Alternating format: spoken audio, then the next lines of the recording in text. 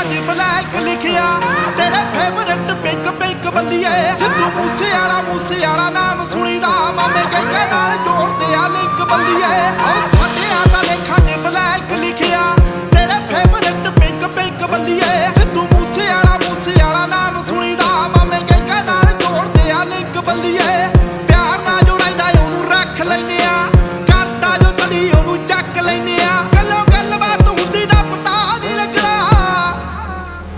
ਇੱਕ ਵਾਰੀ ਹੋਰ ਡੈਵਲਾਂ ਦੇ ਨਾਲ ਨਾ ਤੂੰ ਖੇਡਦਾ ਕਰੋ ਵਾਰਦਾਤ ਹੁੰਦੀ ਦਾ ਪਤਾ ਨਹੀਂ ਲੱਗਣਾ